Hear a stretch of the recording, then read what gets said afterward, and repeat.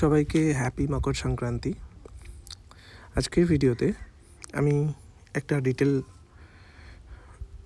Article দেওয়ার চেষ্টা করছি, যেখানেতে এই মকর সংক্রান্তি কেন পালন করা হয়, এর পৌরাণিক, বৈজ্ঞানিক এবং সাংস্কৃতিক গুরুত্ব নিয়ে সমস্ত কিছু আমি ডিটেলসে এই ভিডিওতে শেয়ার করব তোমাদের সাথে।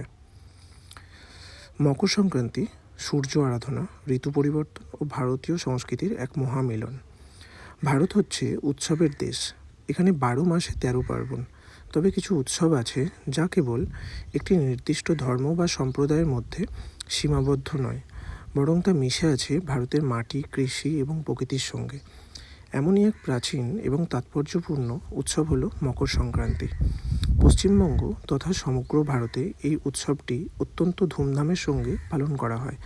বাংলা ক্যালেন্ডার অনুযায়ী পৌষ মাসের শেষ দিনে পালিত হয় এই উৎসবটি। কোথাও পৌষ সংক্রান্তি, কোথাও লোহড়ি, আবার কোথাও পোঙ্গল, আবার কোথাও বিহু নামেও পরিচিত। কিন্তু কেন পালন করা হয় এই উৎসব? এর পেছনে লুকিয়ে থাকা কারণগুলো কেবল ধর্মীয় নয়, বরং এর সাথে জড়িয়ে আছে জ্যোতির্বিজ্ঞান, কৃষি এবং হাজার বছরের পুরনো লৌকিক বিশ্বাস। তো চলুন এবার জেনে নেওয়া যাক। নাম্বার 1, জ্যোতির্বিজ্ঞান ও ঋতু পরিবর্তনের সূচনা। মকর সংক্রান্তি হলো মূলত একটি সৌর উৎসব।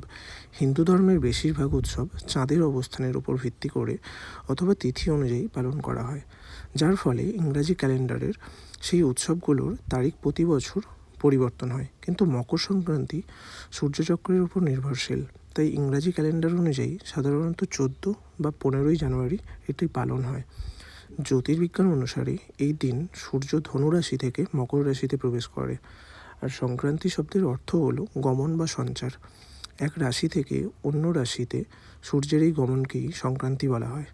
বছরে মোট 12টি সংক্রান্তি হয়, কিন্তু মকর সংক্রান্তির গুরুত্ব সবচাইতে বেশি, কারণ এই দিন থেকে সূর্য তার দক্ষিণায়ন শেষ করে উত্তরায়ণ শুরু করে, অর্থাৎ সূর্য উত্তর গোলার্ধের দিকে সরতে থাকে।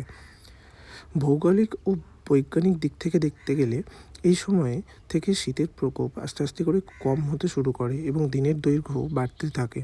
অন্ধকার বা রাত ছোট হতে থাকে এবং আলোর ব্যাপ্তি বা দিন বড় হতে থাকে। তাই মকর সংক্রান্তি হলো অন্ধকার থেকে আলোর দিকের যাত্রার প্রতীক।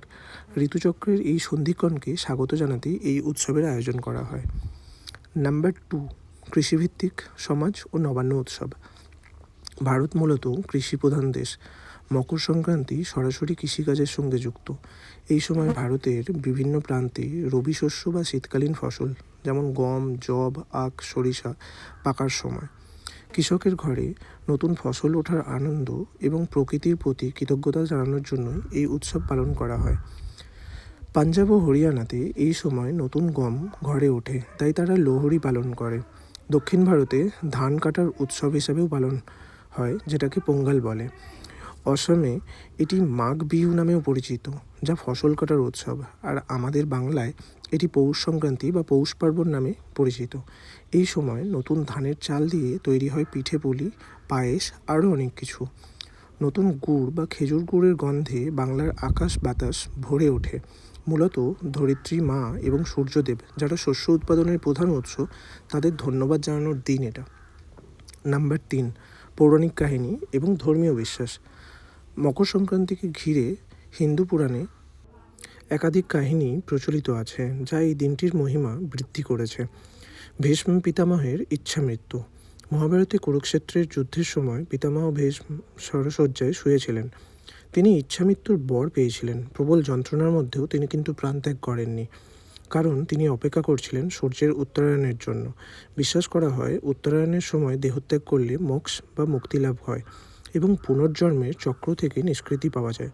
সূর্যের মকর রাশিতে প্রবেশের পরই ভীষ্ম তার নশ্বর দেহ ত্যাগ করেছিলেন। সেই স্মৃতিতে আজও অনেকে এই দিনটিকে পবিত্র বলে মনে করেন। গঙ্গা ও ভগীরথ। পুরাণে বলা হয়েছে রাজা ভগীরথ তার পূর্বপুরুষদের উদ্ধারের জন্য কঠোর তপস্যা করে মা গঙ্গাকে মর্তে নিয়ে এসেছিলেন। মকর সংক্রান্তির দিনেই মা গঙ্গা মর্তধামে কপিলমুনির আশ্রমের পাশ দিয়ে প্রবাহিত হয়ে সাগর বা সমুদ্রে মিলিত হয়েছিলেন। গঙ্গার স্পর্শে ভস্মীভূত সগর রাজার 60,000 পুত্র মোক্ষ লাভ করেছিলেন। এই ঘটনাকে স্মরণ করে প্রতি বছর মকর সংক্রান্তিতে পশ্চিমবঙ্গের গঙ্গাসাগরে লক্ষ লক্ষ পুণ্যার্থী ভিড় করেন এবং পুণ্য স্নানও করেন, যার জন্য বলা হয় সব তীর্থ বারবার, গঙ্গাসাগর একবার। সূর্য ও শনির মিলন। জ্যোতিষশাস্ত্র ও পুরাণ মতে শনিদেব হলেন সূর্যদেবের পুত্র, কিন্তু তাদের সম্পর্ক মধুর ছিল না। মকর রাশির অধিপতি হলেন শনিদেব। কথিত আছে এই বিশেষ দিনে সূর্যদেব নিজের মান অভিমান ভুলে পুত্র শনির গৃহে মানে মকর রাশিতে দেখা করতে যান। এই মিলন পিতা ও পুত্রের সম্পর্কের উন্নতি এবং স্নেহের প্রতীক। তাই এই দিনটিকে পারিবারিক কলহ মিটিয়ে এক হওয়ার বার্তাও দেয়। অসুরবধ। অন্য একটি কাহিনী মতে এই দিনে ভগবান বিষ্ণু মধুকৈটভ নামক অসুরদের বধ করে তাদের মুন্ডু মন্দার পর্বতে পুঁতে রেখেছিলেন। অর্থাৎ অশুভ শক্তির বিনাশ ঘটিয়ে শুভ শক্তির জয়ের একটা দিন এটা। নাম্বার 4, তিল ও গুড়ের তাৎপর্য। ভারতের প্রায় সব প্রান্তেই মকর সংক্রান্তির দিন তিল এবং গুড় খাওয়ার প্রথা আছে। মহারাষ্ট্রে একটি কথা প্রচলিত আছে, তিল গুড় খা এবং মিষ্টি কথা বল। এর পেছনেও রয়েছে বৈজ্ঞানিক একটি কারণ।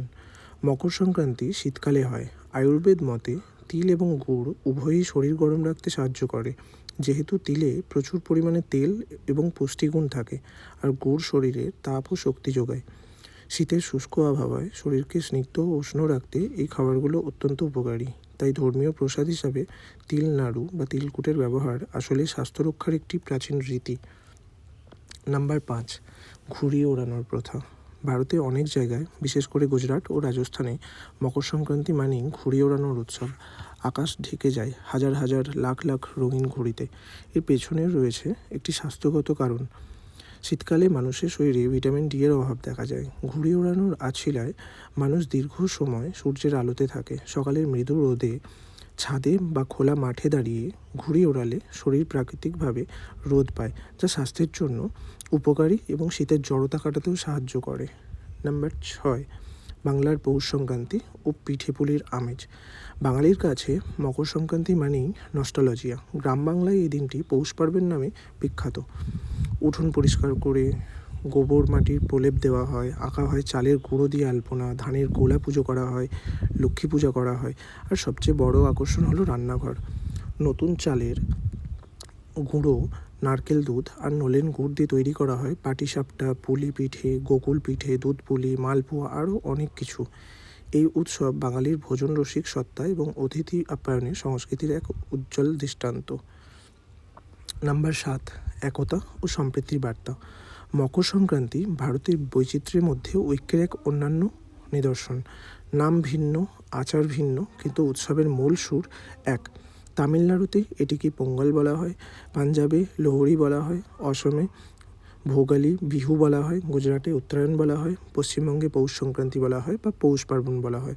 সমগ্র দেশে এই দিনটিতে নতুন শুরুর আনন্দে মেতে ওঠে। পুরনো দুঃখ, কষ্ট, ব্যর্থতা ভুলে নতুন আলোয়, নতুন আশায় জীবন শুরু করার দিন এটি। এবার আসি উপসংহারে। পরিশেষে বলা যায়, মকর সংক্রান্তি কেবল একটি ধর্মীয় তিথি নয়, এটি প্রকৃতি ও মানুষের নিবিড় সম্পর্কের উৎসব। একদিকে সূর্যের উত্তরায়ণ আমাদের অন্ধকার থেকে আলোর পথে যাত্রার অনুপ্রেরণা দেয়, অন্যদিকে নতুন ফসল আমাদের অন্নের যোগান দেয়। আধ্যাত্মিক মুক্তি, সামাজিক বন্ধন, পারিবারিক মিলন এবং স্বাস্থ্য সচেতনতা, সব মিলিয়ে মকর সংক্রান্তি ভারতীয় সংস্কৃতির এক অবিচ্ছেদ্য অঙ্গ। আধুনিকতার ইঁদুর দৌড়ে আমরা অনেক কিছু ভুলে গেলেও এই সব উৎসবগুলো আমাদের শেকড়ের সঙ্গে যুক্ত রাখতে সাহায্য করে এবং মনে করিয়ে দেয় প্রকৃতির লয় এবং ছন্দের সঙ্গেই আমাদের জীবন বাঁধা। তাই সবাইকে অনেক অনেক পৌষ সংক্রান্তির শুভেচ্ছা, অনেক অনেক শুভেচ্ছা। Happy Pongal, happy Lohri, happy Bihu, happy Uttarayan and happy Poush Sankranti. Thank you for watching.